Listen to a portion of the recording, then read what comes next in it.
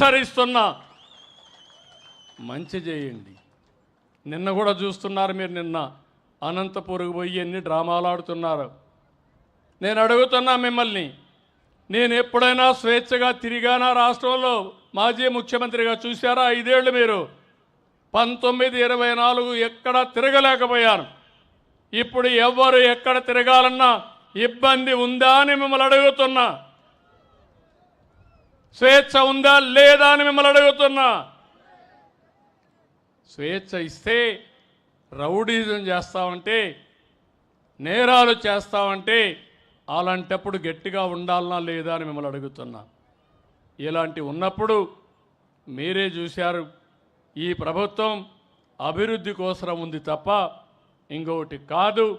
అదే సమయంలో ఎవరు తప్పు చేసినా వాళ్ళని శిక్షించే బాధ్యత ఈ ప్రభుత్వం పైన ఉంది. ఆ విషయం కూడా మీకు విజ్ఞప్తి చేస్తున్నా. ఇక్కడికి వచ్చినప్పుడు నేను మిమ్మల్ని కోరేది, ఇప్పటికే చాలా పనులు చేశాం, ఇంకా మిగిలిన పనులు చేస్తాం. అదే సమయంలో నేను ఇటీవల కాలంలో ఆలోచించినప్పుడు ఒక వినూత్నమైన కార్యక్రమానికి శ్రీకారం చుట్టాను.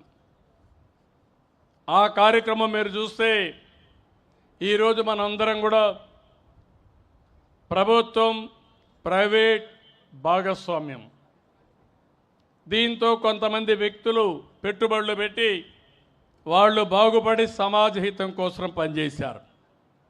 ఈరోజు మీరు ఒక్కసారి చూస్తే ఈ టెలిఫోన్స్ ఉన్నాయి.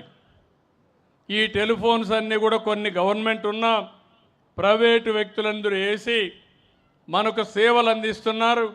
అదే సమయంలో వాళ్ళు కూడా డబ్బులు కొంతవరకు సంపాదించుకున్నారు.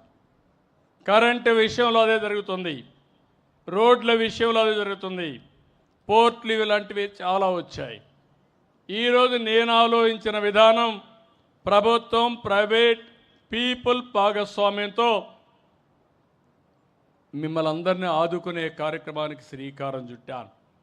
జీరో పావర్టీ అన్నాను, తెలుగులో ఎతికాను కానీ మంచి పేరు దొరకలేదు, అందుకే ఇదే బాగా అర్థమవుతుందని జీరో పావర్టీ అన్నాను.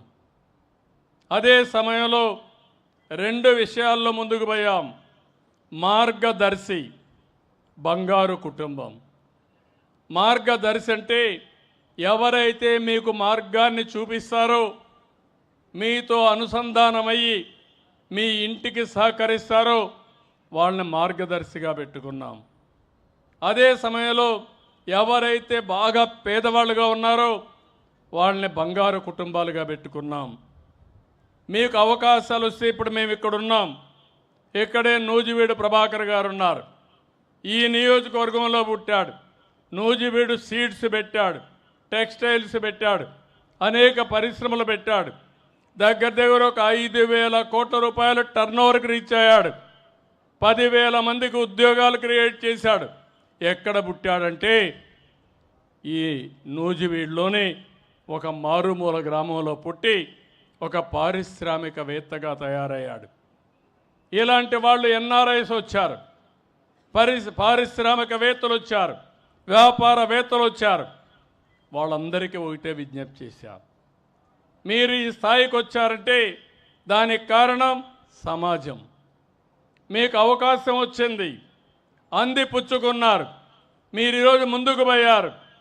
కానీ మీకు ఒక బాధ్యత ఉంది. మీతో పుట్టిన వారు మీ ఊర్లో